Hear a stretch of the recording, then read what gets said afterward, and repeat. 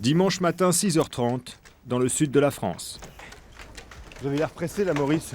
Ouais, parce que je voudrais aller au bout de la jetée. Comme le soleil se lève très vite, il faut pas chômer. Petit footing matinal pour saisir un instant fugace. Super. Celui où le soleil va darder ses premiers rayons sur le front de mer de Port-Fréjus, dans le Var. Quand on est photographe de cartes postales comme Maurice Subervie, la lumière du petit matin vaut son pesant d'or.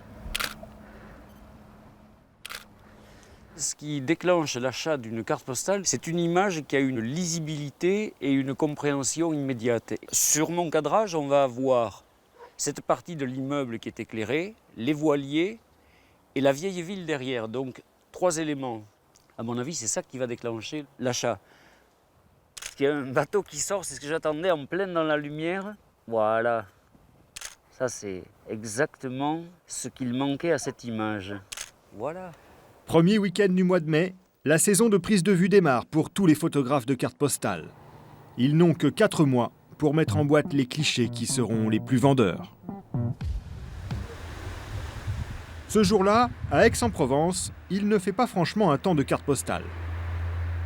Vous en avez retrouvé de nombreux ou... Quelques-uns. Parfait. Vous avez rigolé. Oui. Ah. Nous sommes chez Editor, le plus gros éditeur de cartes postales en France. Un groupe monté à la force du poignet par Henri Condamine, 56 ans. Alors, on a ces documents. Il crée sa première société à 21 ans, spécialisée dans la conception de publicité d'entreprise. D'accord. Oh là là, oui, ça c'était le... c'était la brochure publicitaire de l'époque. J'avais oublié, n'est-ce pas? Donc c'est séquence souvenirs et émotions. Voilà. C'était il y a 20 ans, dans les années 80, une époque qui a marqué un tournant pour les professionnels de l'image et de la publicité. Alors que l'image évoluait considérablement. L'image évoluait dans la pub, dans les affiches, dans les magazines. Il y avait une véritable révolution de l'image, de la mise en page. C'était les années pub. Et alors la carte postale était complètement ringarde et elle était complètement enlisée. Et il y avait beaucoup de choses à faire. Donc j'étais très attiré par ça. Il rachète alors une vieille société de cartes postales quasi centenaire en dépôt de bilan. Et il découvre quelques surprises dans les tiroirs. Et voilà ce qu'on trouve. Donc une collection qui était célèbre dans l'entreprise, qui n'avait pas beaucoup bougé depuis des années, que l'on appelait les animaux humoristiques. Des cartes qui, même dans les années 80, étaient déjà totalement dépassées. Alors, Henri Condamine fait plancher ses équipes de créatifs pour donner un coup de jeune sur tout le stock, en gardant le principe de ses messages humoristiques. C'est l'arrivée de la culture pub dans la carte postale. Cela donne des best-sellers comme ce chimpanzé vendu à 500 000 exemplaires. Et il y en a d'autres qui aujourd'hui encore ne vous ont sûrement pas échappé.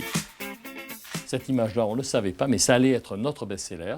Et d'ailleurs, ce texte-là est resté dans nos collections. On le réutilise parce que cette formule, on se mouille les pieds, on se rince l'œil, est une formule qui a un succès qui ne s'est jamais démenti. Alors simplement, on a adapté les visuels. Ça, c'était il y a combien de temps, on a ça changé. Oh, cette image-là, elle a plus de 20 ans. L'image a changé, mais le message est resté. C'est grâce à cette collection qu'il redresse l'entreprise et relance la production de cartes postales touristiques des régions françaises. L'an dernier, il en a édité plus de 80 millions.